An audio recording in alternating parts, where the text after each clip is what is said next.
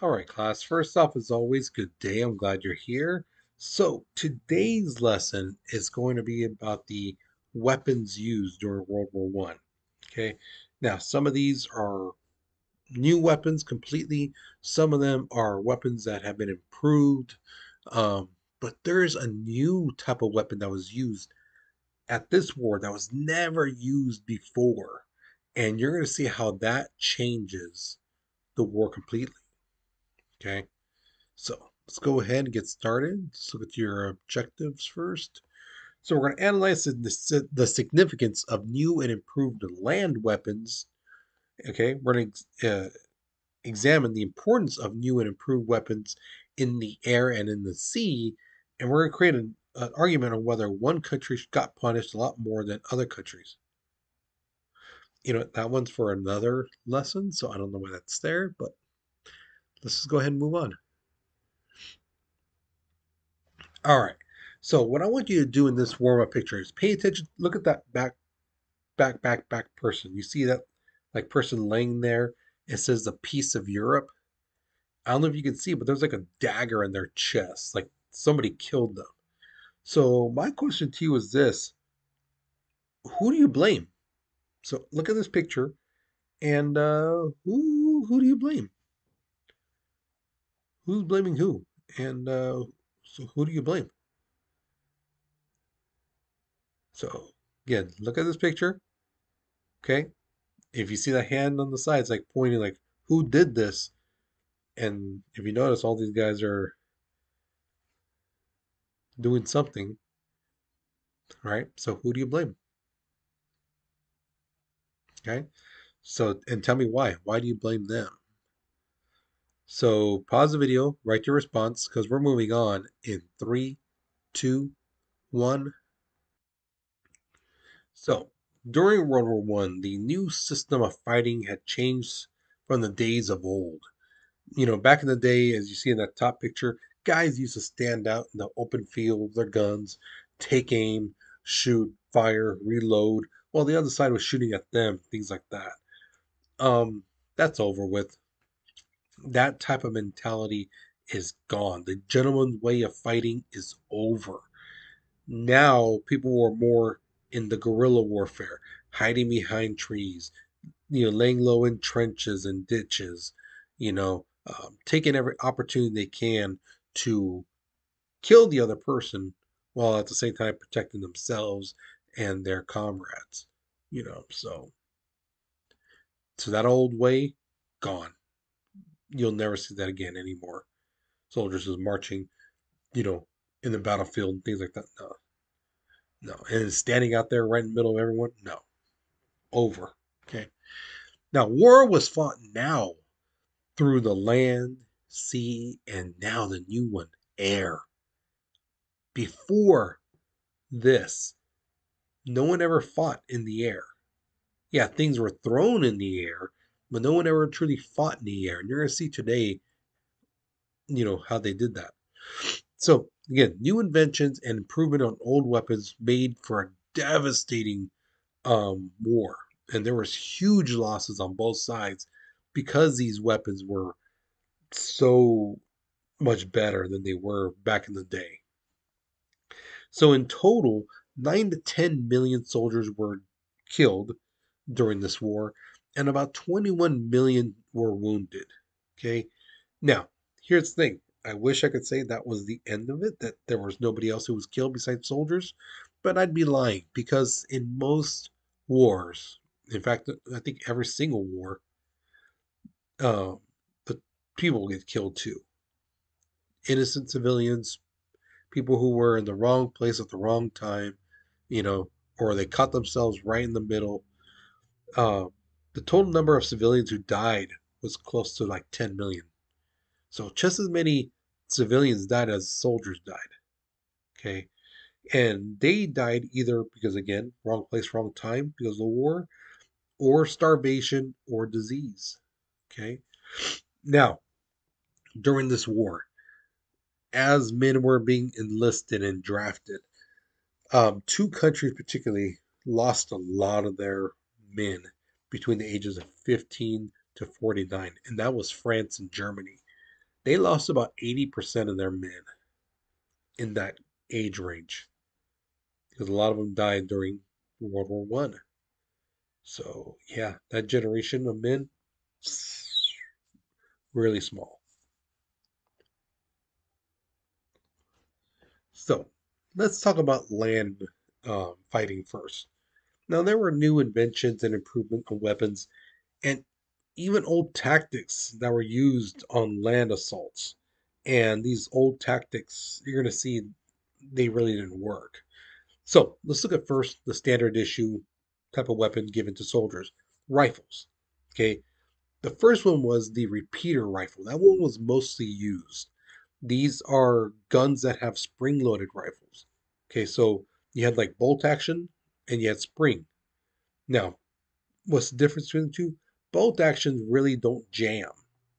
Okay, they might get a little stuck here and there, but they really don't jam compared to a spring loaded rifle. Okay, as you can see from that top picture, basically that's another thing too was changed. Clips. A soldier could get a clip, put it into the gun, pull back, and there was a bullet ready to go. He just shoved the bolt back in, and then boom, and then boom, boom, pull back, boom, boom. Okay. And whereas a repeater, same thing. Got a clip, put it in, bam, bam, bam, bam, bam, and then you hear a clink, and that let you know you're out of bullets. So you can get rid of that cartridge, put another one in, instead of having to do the old way of, you know, the musket times of getting you know, the powder, the primer, the bullet, packing that in, getting the flintlock, put it on top, click, aim, shoot, and doing that all over again. No, no, no. Now the rifles basically had the powder, the primer, and all that stuff already in the casing of the bullet. So all you had to do is make sure the bullet was in the chamber correctly, and then aim, you know, clock back the hammer and then shoot. Okay, so guns were a lot better, a lot faster at shooting bullets. Okay, this is why we're saying the old was brought into the new era, cavalry. Okay, cavalry is basically obsolete at that time. Cavalry is when they use horses, you know, soldiers on horses riding in and things like that. Now, back in the musket times, sure, that was effective because if a soldier aimed and shoots at a cavalry, they have to load up their gun. It takes about 20 seconds. That's a lot of time for a horse to go from point A to point B. You know, that's a lot of time because horses, if you've never seen a horse run, they can go pretty fast. Okay. The thing is, though, now that these guns, you can have clips and bam, bam, bam, bam, bing, put another clip, bam, bam, bam. 20 seconds, you can shoot off easily two clips, you know, 10 bullets. So, and then there's other guns, as you're going to see, which were even more devastating to where it was obsolete. The horses could not get from point A to point B fast enough because these guns were now faster, stronger, and better. So millions of horses were killed and died in World War One that really didn't have to. But again, these old generals are so used to their ways of no, no, no, we always have cavalry. This will always work because this worked for us when we were younger. It worked again in this other war. It'll work for this one. No, it won't. No, it won't. Okay. And that new weapon I told you about was the machine gun. So you see in that bottom picture, those are heavy guns. That one right there, that's called a Maxim gun. Okay. Then there was another one called the Hotchkiss. These two guns you could simply plant it to the ground, you know, aim and shoot. You need somebody to feed you the bullets. Make sure that the bullets are going in correctly, you know, because if it came at an angle or if it twisted, it could get jammed, you know. So that's why those guys usually were two-man operated guns. One guy to feed it, one guy to aim and shoot. Okay. Then there was another gun called the Lewis gun. Now it basically did the same damage as the Maxim. The only difference was it was lighter. So when they carried it, usually some of these guns both guys would have to like pick it up, and then one guy would carry it. Whereas the Lewis gun, it was a lot easier for one guy just to pick it up himself and carry it. You know, he didn't need the other guy to help him. Okay, but yeah, these guns, as you see, and if you notice that little chamber, see how it's pretty big.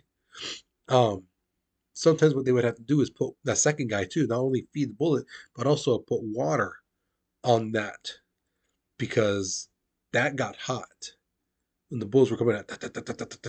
That chamber part got hot, and if it got too hot without being cooled, um, the barrel inside could bend a little downwards, and now the bullets are going, you know, and sometimes they might get lodged in there and break.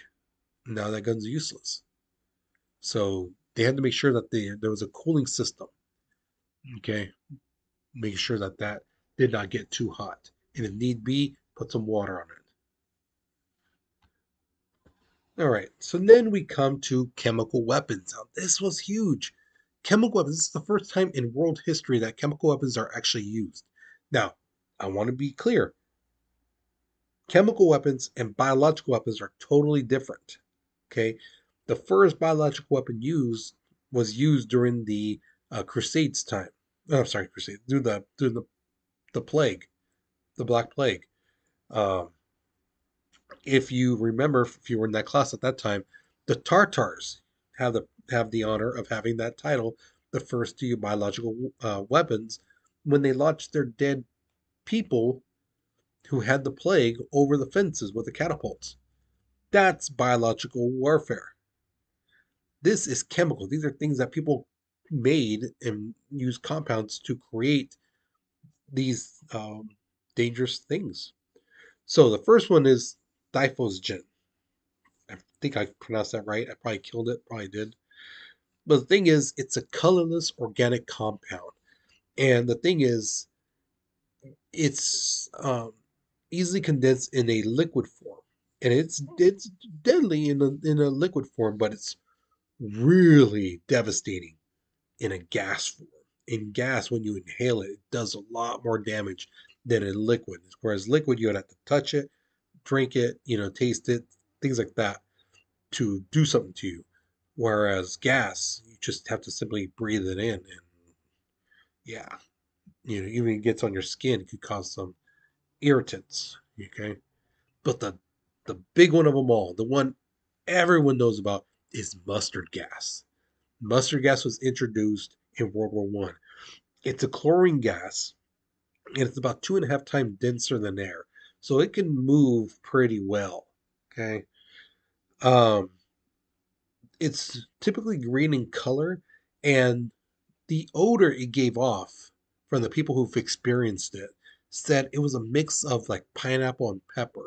So if by chance you have someone at your house who's making like a pineapple upside down cake, and they're about to dump out the juice, get in the cup, get some pepper, mix it in there, stir it around, and take a whiff. I've done this. It's kind of like, oh, you know, but that's the people who survived it. The mustard gas said that's what it smelled like to them. Okay. Now, what happens in your body with mustard gas? Basically, when you inhale it, the water from your body fills up your lungs. So you're basically drowning in your own fluids of your lung. Because again, your lungs are like sponges. So imagine the water in your body just filling your lungs up with it, and you can't get it out. So it basically feels like you're drowning. If you were able to survive that, basically you had permanent lung damage. Okay, and it would cause some type of disability, typically blindness and or death. It would just straight up kill you. Now, if you were a lucky person who just caught the outside of it, you didn't get much of it, but you still felt the effects. Basically, again, permanent lung damage would happen. You would all day for the rest of your life have cough problems, be constantly coughing. Okay, because your lungs are scarred and you can't breathe. So you'd be like, doing like that the rest of your life. Vomiting was another big one. Some people, their stomachs were so torn up from that gas that they could not keep anything down and they would throw up. Yeah, they would eat stuff and it'd be okay, but sometimes they would just like vomit out of nowhere. And one of the other really, really big ones, because they didn't have gas masks, was eye irritation. So if you got the gas in your eye and you were able to get away from it, chances are you would have like eye irritation. You'd just be like, oh my god, my eyes are so dry. Oh, I can't. Oh my god, you'd be doing that basically for the rest of your life. So yeah, it was really, really bad. Okay. The next big one was the artilleries. These are big guns that could shoot projectiles far away. So you had something from like the French 75 millimeter up to that big picture racer you see up on top. That's the Big Bertha. It's a 400 plus millimeter gun that could shoot a projectile weighing, um, like you see that stat right there, 1,700 pounds. Could launch it 6 miles. Gone. And why did they use this stuff? Well, when they did the mustard gas stuff, that's what they would use. Use the mathematics, aim, right? Look at the angle from where they're at to where the battlefield is or where they need to shoot it, turn it, and then bah, shoot it off. Okay. So as you can see, that's not a gun you could just pick up and leave. If these guys lost the battle where they're at, they would sabotage the Big Berthas. What they would do is basically get like grenades, or a bomb and stick it in the barrel and then blow it up because they didn't want anyone else using it against them. So yeah, as you can see from that picture, it's a big gun. You see those pictures of those guys? Yeah, you can tell it's a big gun. And sometimes these projectiles would shoot off and they would hit and they wouldn't explode. So if you look at that bottom picture, you see a little thing sticking out?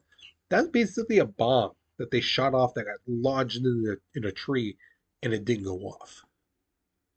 That was common in World War One. They would shoot off these bombs and something they would fall in a field and they wouldn't explode. So sometimes later on after the war, people would going by like, oh, look at this, and then it would blow up. You know, it happened. The last other thing that was introduced were tanks. Tanks were never ever used before. This is the first time in the whole world that they've ever seen tanks. Now, they were used more for a supportive role. Nowadays we see tanks, we see them as in the front, leading the charge and things like that. Why? Because tanks can take damage. But at this time in world history, tanks could not take damage. These things were horrible. They were, I mean, almost basically useless when it came to actually like truly fighting up in the front lines type of thing. They were inconsistent. They constantly broke down. When you wanted to turn right, sometimes it wouldn't. If you wanted to turn left or you wanted to fire, sometimes the machinery didn't work. Or sometimes if they fell into a ditch, if the ditch was angled enough and far away, they would get stuck. I mean, the tanks were not that great, and their armor was not good at all. So sometimes when somebody shot at it, the bullets would go right through or ding ding ding ding shooting around inside. And that's not good when it ricochets like that in a confined area. Yeah, no, it's not good. So yeah, tanks were not that great, but they were brought out during this war, first time ever used. All right, so next we come to battleships. Now the dreadnoughts were these really, they were big battleships. They had these large guns that could do real damage to ships as opposed to their other counterpart ships, which had lighter guns. The only difference between the large guns and the lighter guns was the lighter guns were easier, to reload, and you could reload them a lot faster than the large guns. Those you had to like lift this latch up, put this on, make sure that's secured, put the latch up. Whereas the other one, you just boom, boom, boom, boom, that's it. It was real fast, real easy because, again, it was a lighter gun. But but when the um, battleships, the super dreadnoughts came in, these things were massive. They were large. They were fast for being so large. And they would carry about 10 armored piercing guns and about 5 turret guns. So what's the difference? Armor piercing, just self-explanatory. They pierce through armor. The turret guns are just like for if a plane came by or another ship came by, they just wanted to shoot at the people right there. Why have armor piercing? Why waste those bullets? Get those guns and shoot at the people with that gun. Regular bullets. Okay. Now, the other thing that was really used was submarines. Submarines were used in World War One, but the thing is, the Germans had the most famous submarines around at that time, and they were called the U-boats. And that's a picture of them up on top you see there. As you can see, they are not that big. They are not like how the ships we have nowadays, the submarines were massive, where you can have, a ton of guys in there. No, these U-boats, you can only have a certain amount of men. Um, they were pretty fast at that time, and they were very effective. Okay. In total, the German U-boats sank during World War One 6,394 ships. Now, if it was just military ships, that would be like, whoa, that's amazing. But they didn't just attack military ships, boats with guns on them. They attacked cargo ships. They attacked passenger ships, civilian ships, ships that really didn't have guns on them, mounted guns and turrets and things like that. No, they didn't have that, but they still sank them. They told them, hey, if you guys are in the water, we're going to sink you. And it's some people were like, really? A passenger ship? A cruise ship? You can't come periscope and check? They did. They knew. But hey, this is our water and we're going to sink you. That's what they did. Now, did they lose any ships? Yeah, they lost about 229 submarines during that time. And if you do the math, it's almost for every one submarine sunk, they shut down 30 ships. And if you play Call of Duty and if you have a 30-to-1 kill death ratio, hey, that person's pretty good. That's how these submarines were. Okay. Now, what could they do to get the submarines? Well, the best thing they could do was this thing called depth charges. So depth charges are basically a submarine, or sorry, submarine. They're barrels and they're filled with explosives. And what these guys would do is there's like a crank on top and they would turn it and basically say, hey, how far deep are these guys? So they would take a guesstimation. Let's say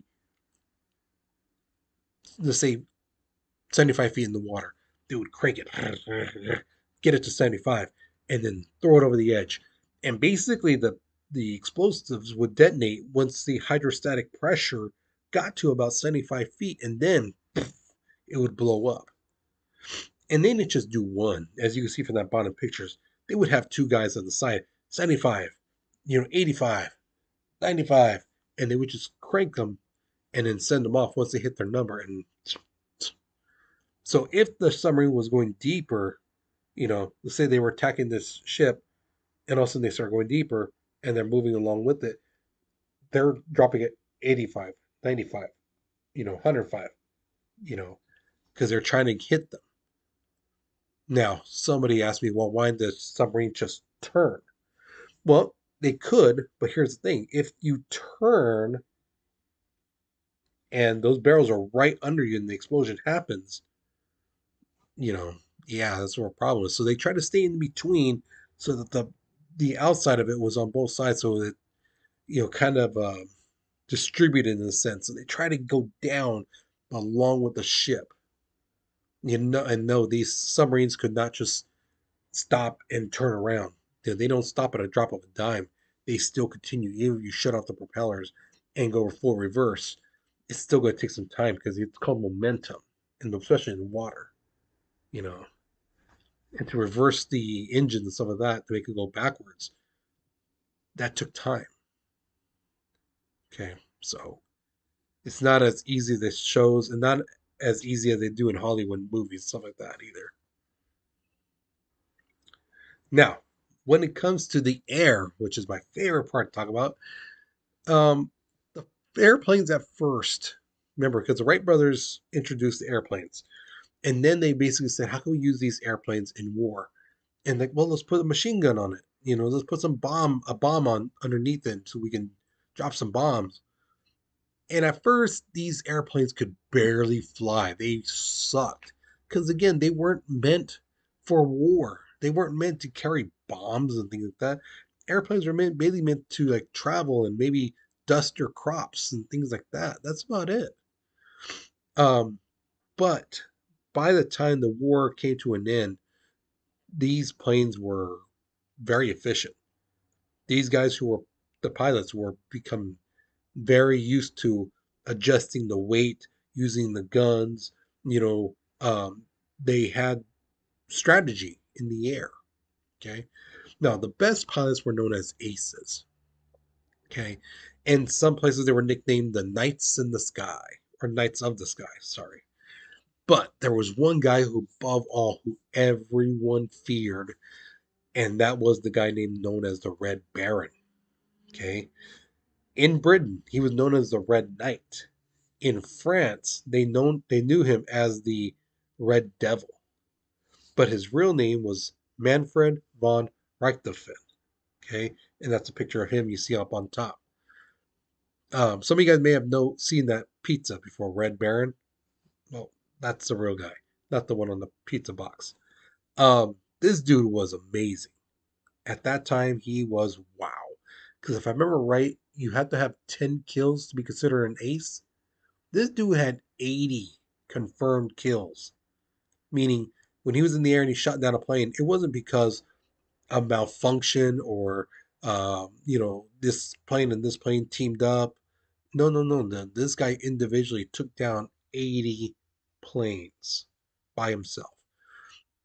His squadron were very good at swooping around, turning this and that. It wasn't just random chaos. They had a plan. There was a strategy in the air. So when somebody was being followed, they knew, hey, this person's nearby. This is what you can do to help your friend out. And so when you have help, this is what you should do. This is where you should move so that your friend can hit that enemy plane, and avoid you. You know. So there was a plan. Okay. The next big one is the Zeppelin. Now, some of you guys who are metal fans, you might know like Led Zeppelin. Yeah. So if you've seen the albums, the blimp, yeah, that's what a Zeppelin is. It's basically a big blimp. And the Germans really used these as long range bombing missions. Okay, they used them to get way up in the air, higher than airplanes could go. Because remember, they didn't have those air tanks. They they couldn't stand the cold, you know, being so high. But these blimps could. And that's what happened. These blimps go way above where the planes could be. The planes could be down here fighting. The blimps could get up here. And they would reach high altitudes, and then they would be looking over an area where they need a bomb, and then they would drop them once they got to that certain height. Now, how did they fly? Basically, they had hydrogen. So these blimps had hydrogen inside of them, which is lighter than air, right? The other thing was the balloon that encircled around. You know, um, they use a steel frame to basically ensure that this outside cloth stuff can be tightly secured to something, and nothing was stronger than steel. So tied off to that, and now you got a big blimp that can withstand holding so much hydrogen and can be in the air. And the thing is, these things can move pretty fast. They could travel pretty fast. At 85 miles per hour was the fastest I ever read of one going. And they could carry about 2 tons worth of bombs. So about 4,000 pounds of bombs. Yeah. So here's my question to you. Which way would you rather fight? If you had to fight in this war and you had to choose, remember, it's this war, not the war we have now, the fight we have now, back then. Which one would you rather choose, to fight in the air or fight in the sea? And why? Now remember, in the ocean, things like that, you're on the ocean. And radio was not like what we have nowadays, and there was no sonar, you know, things like that. So, yeah, and you saw those planes, they didn't have covers, they didn't have shields, things like that. There wasn't much room for like parachutes. And even if you could be in a parachute, there's other planes and things like that flying around. And don't forget people on the ground. Yeah, so they'd be shooting up too. So, which one would you rather choose and why? All right. So, you guys, once you finish this question, you're done with this lesson. So, hopefully, you learned something new. Hopefully, you enjoyed it. If you are in class, be sure you get your vocab done and your research papers. Okay. Be sure you get those done as well. Um, so, you guys, you take care, you be safe, and I'll see you guys soon. Okay.